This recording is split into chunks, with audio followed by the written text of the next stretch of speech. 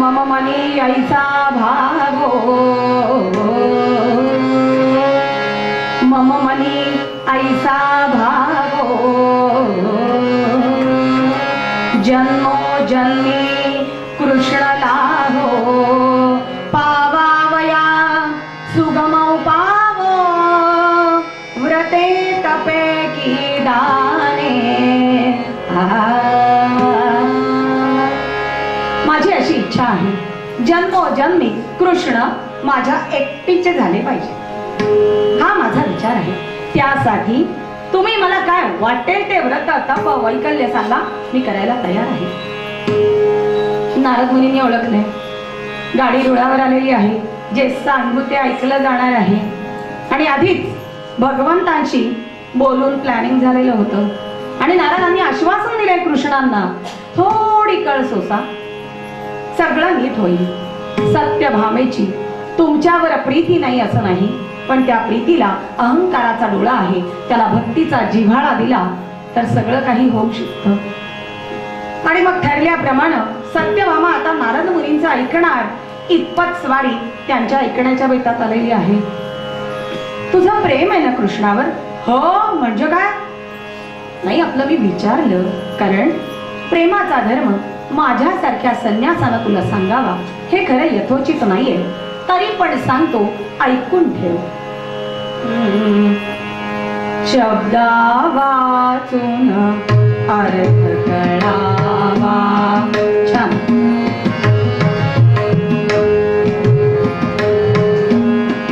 शब्दा वाचून अर्थ कळावा, ही प्रेमाची रीती, रीती ही प्रेमाची रीती,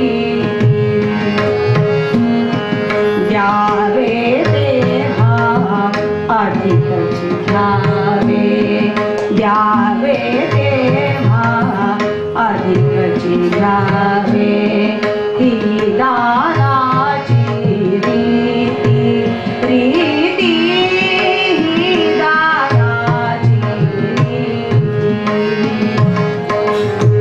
कसं आहे, कीर्तनात ताल छान झाला ना की बरं वाटतं। त्यांची ओळख करून देताना एक मुद्दा राहिला, तो मी इथं हायलाइट करते आणि पुढे जाते। हे आकाशवाणीचे बी हाय ग्रेडचे तबला वादक आहेत आणि मग शब्द वाचून अर्थ कळावा, ताल बरोबर त्यांना समजलेला आहे। प्रेम ही रीत आहे, तुझी अशी इच्छा आहे ना, काही हरकत नाही, दान कर। काय दान करू? इतकी उत्सुकता आहे ना, बायकांच्या स्वभावामध्ये जरा उतावळेपणा असतोच, पण असं धीराने वगैरे काही नसतं। आणि मग लगेच काय दान करू, इमिजिएट प्रतिप्रश्न। नारदांनी सांगितलंय, या प्राजक्तासह श्रीकृष्णाचं दान कर, दिल्याने वाढतं आणि मग जन्मोजन्मी कृष्ण तुझेच झाले। आणखीन एक असतं, उतावळेपणा असला ना, ऐकायला पण जरा कमी येतं, कोण काय सांगताय ऐकून घेण्याची काही तती नसते। नारदांनी इतकं छान सांगितलं, या जन्मी दान कर, जन्मोजन्मी तुझेच। बाईंनी वाक्य अर्धवटच ऐकलं, दान कर कृष्णासह पारिजातकाचं दान करायचं ठरले। ठीक आहे, पंचांग आणलंय, बघा ना मुहूर्त कधी करायचं, ताबडतोबचा मुहूर्त सांगितलं ते जास्त बरं, ठरलंच होतं ना। नारदांनी सांगितलं, दानान करीवा उशिरू, दानान करीवा उशिरू, अजी थोर पर्व काळू, शुद्ध तपासी रविवारू, मकरी गुरु सूर्ययुक्त। पटकन मुहूर्त सांगितलाय, अजिबात उशीर करू नको, ताबडतो, आज अगदी शुभ दिवस आहे, गुरुबळ वगैरे काय जे लागतं ते सगळं व्यवस्थित आहे, ताबडतोब ब्राह्मणांना दान करायचंय। कुठल्या वयस आहे, निघाले मला तो त्या तयारी काय सांगितल्याबरोबर तयारी होणारच होती। या आधी दान करण्यासाठी कोणी ब्राह्मण मिळतोय का म्हणून ब्राह्मण गल्लीत निघालेले आहेत। भामा पुसे द्विजा लावून दान घेता काय श्रीकृष्ण, विप्रमणती हा गोवळा पूर्ण, आम्ही ब्राह्मण सोवळे। आम्हाला नको बाबा, हा काय गोळ्याचा याचा मुलगा याच्या घरी त्याच्या घरी त्याच्या घरी, आम्ही आपले सोहळे आम्हाला नको. पुढे गेले. पुढच्या ब्राह्मणाने सांगितलंय, परम कपटी चोर जार, आमुच्या गृहीन भावा संचार, उत्तम वस्त्र अलंकार, यासी कैसे पुरवू आम्ही. नको रे बाबा, हा सारखं लोणी चोर, दूध चोर, तूप चोर आमच्या घरी अजिबात नाही. त्याच्या पुढे जाऊन उत्तम वस्त्र अलंकार याला आम्ही कुठून द्यायचे. नको. बघा, परमेश्वर दानात मिळतायत, कोणालाही नको आहे. सगळीकडे फिरून आली आहे, थकून भागून घरात आली आहे. नारद मुनी महालात बसून मजा बघतायत. आली सत्यभामा गा मागून. आल्यानंतर तिने विचार केला, तर काय करावं बाई. खूप वेळेला असं असतं, फार टेन्शन असलं ना, समोरची वस्तू दिसत नाही. सत्यभामा तशीच नाही कळलंय तिला. आणि शांत बसल्यानंतर समोर नारद मुनींना बघितलं आणि एकदम ती पेटली. अरे, यांना दान द्यायला काय हरकत आहे. आणि मग त्वरित नारदांजवळ गेली आहे आणि सांगितलंय, घ्या ना. नारद म्हणे भले आता, नारद म्हणे भले आता, व्रते तपे विना कृष्ण ये हाता, कवण सरे न मागता, कर्म करंता कर्मिष्ठू.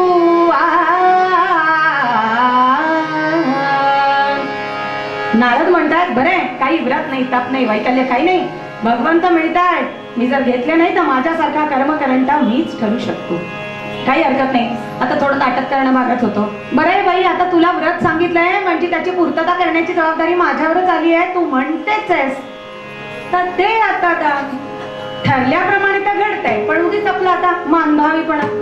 आणि मग तयारी झाली आहे, गंध अक्षदा फुल हातात घेतलंय आणि आता कृष्णाचं पारिजातकासह दान करायचंय. पाणी सोडणार एवढ्यात कृष्णाची एंट्री झाली आहे.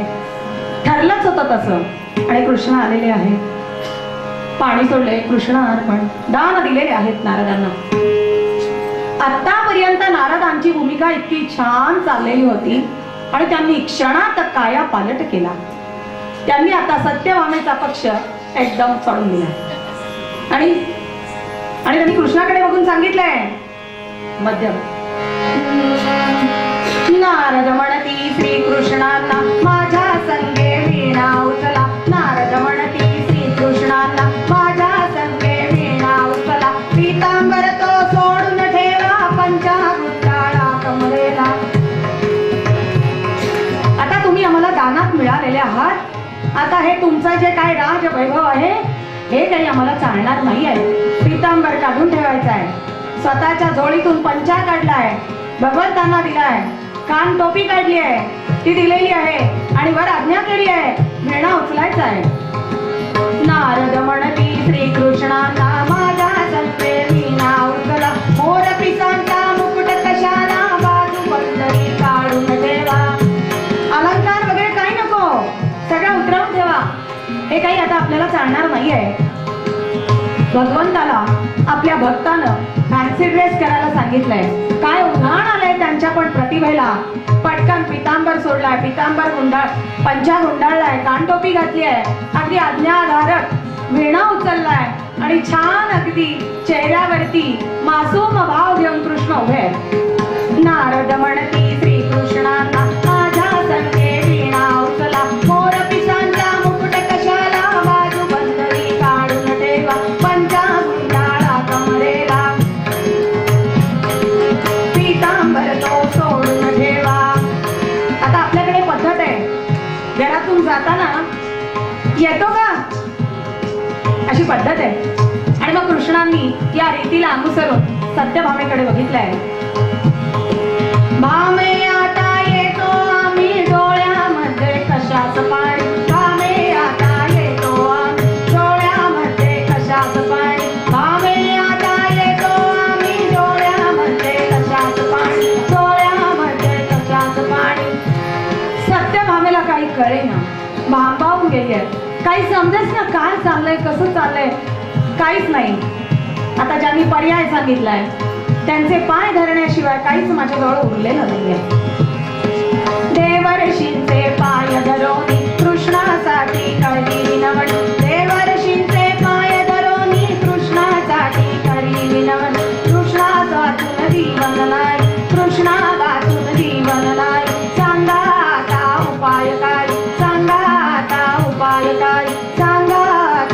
शिवाय काही.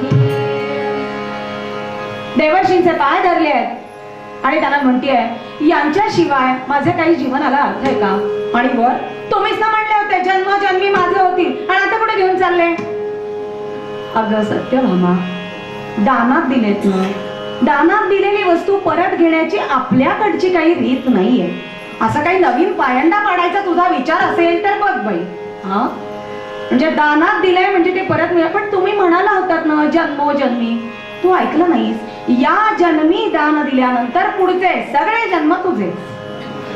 अगो बाई, मग आता आता काय नाही, आता या जन्मी आम्ही घेऊन जाणार. घरघरला क्षणभर काही कळलंच नाही. आणि हळूहळू कृष्ण नारदांना दान दिलेले आहे ही वार्ता सबंध द्वारका नगरीत पोहोचलेली आहे. सगळ्या जमणात जमलेले आहेत. काय करावं कसं करावं काही कळे ना. मोठ्या लोकांनी जरा मध्यस्थी केली आणि नारदांना विनंती केली काहीतरी तोडगा काढा, असं काही बरं नाहीये. नारद म्हणे भले आता. आता नारदांना प्रश्न पडलाय काय करावं कृष्णाला सोडून द्यायसाठी. सगळ्या मोठ्यांच्या विनंतीला मान दिला आणि त्यांनी सांगितलंय, कृष्णाकडे बघितलंय, काय मागू रे तुझ्या बदल्यात? नाशवंत देवो अविनाशी नेवो म्हणती ठकवोन. काय हे तुझ्यासारखा नाशवंत अविनाशी जो आहे तो माझ्या जवळ येतोय आणि नाशवंत वस्तूच्या बदल्यात काहीतरी तडजोड करा म्हणतायत. कसं करणार? कोणती वस्तू मागावी तुझ्या बदल्यात? शक्य नाहीये. आणि तुझ्यासारखा सखा हाही मला मिळणार नाहीये. पण आता मोठ्यांच्या विनंतीला मान द्यायचा आहे, शेवटी ही लीला आहे. आणि मग ठरलं श्रीकृष्णांच्या बदल्यात सोनं द्यायचं आणि श्रीकृष्णांना द्वारकेमध्ये ठेवून घ्यायचं. एक छान गाणं या ठिकाणी लिहिलं गेलं. काय हा भक्तीचा बाजार आहे की याच्यामध्ये हरिभक्तांनीच ठरवलंय.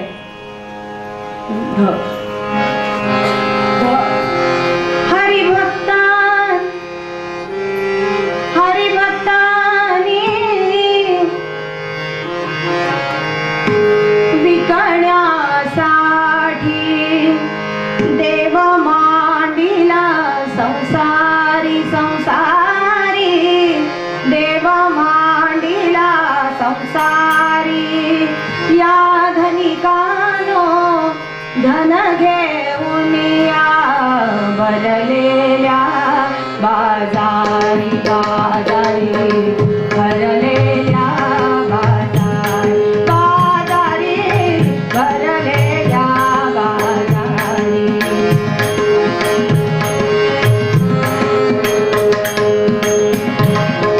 श्रद्धेचा पारड्यात श्रीहरी भारी जड झाला. विकत घ्यावया वित्त सांडले भीक कुबेराला. तुलण्यासाठी इंद्रही विकतो, तुलण्यासाठी इंद्रही विकतो, विकतो अमरपुरी भरलेल्या बाजार बाजारी भरलेल्या बाजार बाजारी भरलेल्या बाजारी. त्रिभुवन वैभव निरर्थ झाले, त्रिभुवन वैभव निरर्थ झाले. तंत्रातून सामर्थ्य उरले, भावभक्तीच्या कीर्तन रंगी हरिनाचत आला, हरिनाचत आला. अगम्य प्रभू लीला बघावी, अगम्य प्रभू लीला बघावी, अगम्य प्रभू लीला. महालामध्ये सुवर्ण फुलेची व्यवस्था झाली आहे. मोठा तराजू आणलाय. एका पारड्यामध्ये श्रीकृष्ण बसणार आणि दुसऱ्या पारड्यात सोनं आणून टाकलं जाणार आहे. सत्यभामेला वाटलं माझ्याकडे सगळ्यात जास्त सोनं आहे, येऊन टाकते आणि घेते की नाही बघा. पहिले सत्यभामेने सगळं सोनं आणून टाकलंय पण नाही, पारडं जडच राहिलं. इंद्राने अमरापुरी विकली, कुबेरानं आपलं भांडार रित केलं, द्वारकेत कुठेही सोनं राहिलं नाही. इतकं सगळं झालं, सगळ्या राण्यांनी पण आणून टाकलं. सगळं झालंय, सगळ्या राण्यांना कळलंय की असं काहीतरी हिने केलंय. आपापसात कुजबूज सुरू झाली. काय अधिकारानं तू दान केलंय कृष्णांना? तुझ्या काय एकटीचे वाटले का काय? आमचा पण त्याच्यावरती अधिकार होता. ही घटनेची पायमल्ली आहे, ताबडतोब चौकशी आयोग नेमू. दुसरीने लगेच सांगितलं, बाई न्यायालयीन व्यवस्था काही व्यवस्थित नाही. चौकशी आयोगाचा निकाल लागायचा कधी, भगवान सुटायचे कधी, आपल्याला मिळायचे कधी, असं काही करू नको. तिसरीने लगेच सांगितलं, लक्ष्मणा म्हणे भले ज्ञान तुझे आले आज कळून, नरकासुरासे नेवोन जगत जीवन बिडविला की.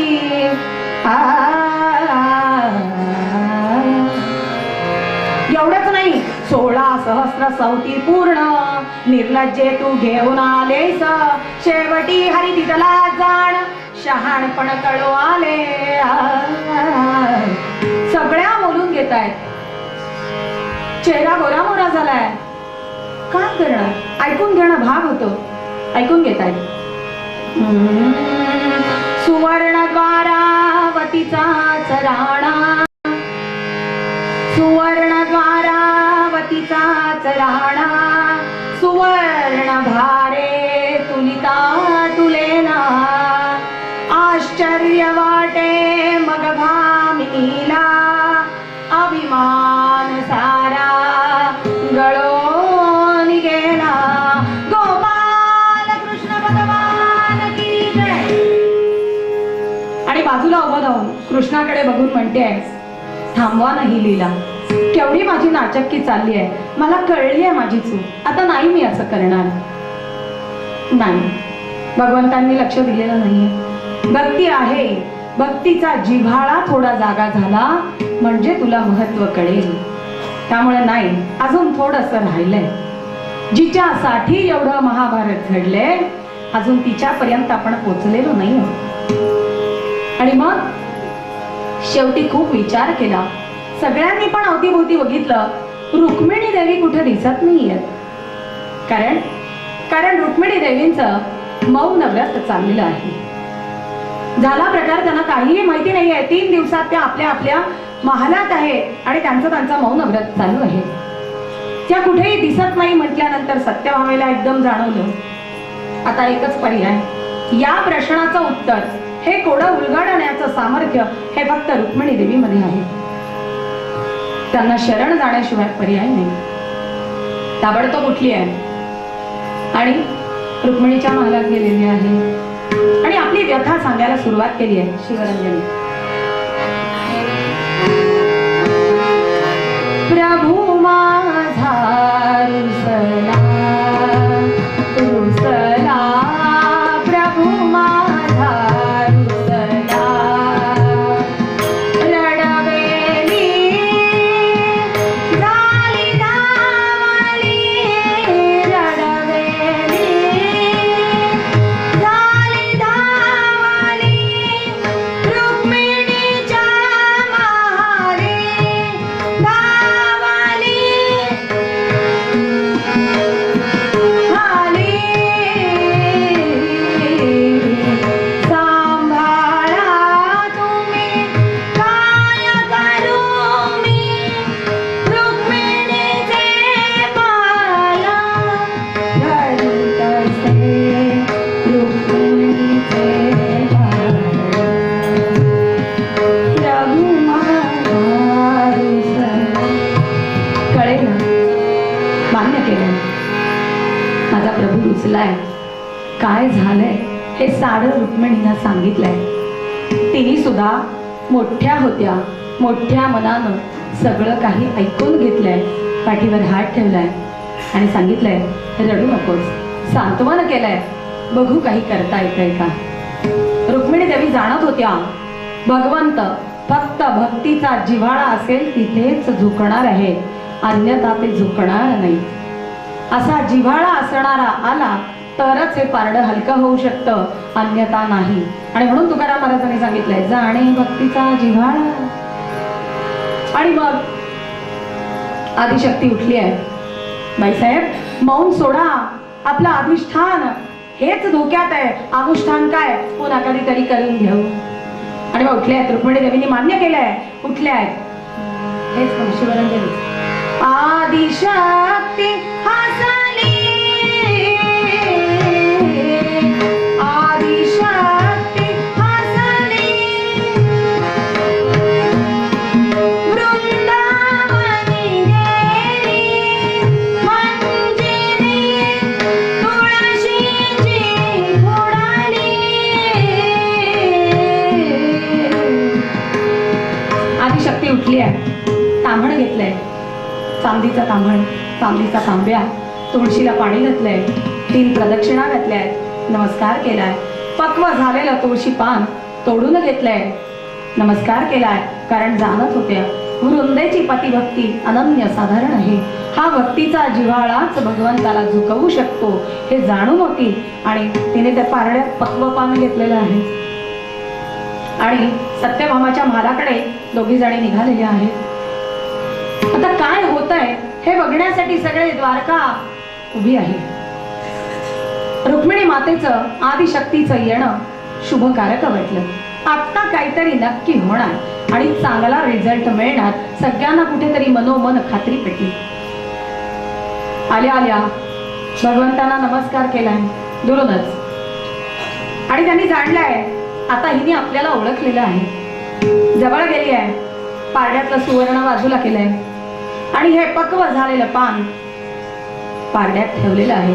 आणि काय आश्चर्य, हरी हरी हलका झाला. हरवी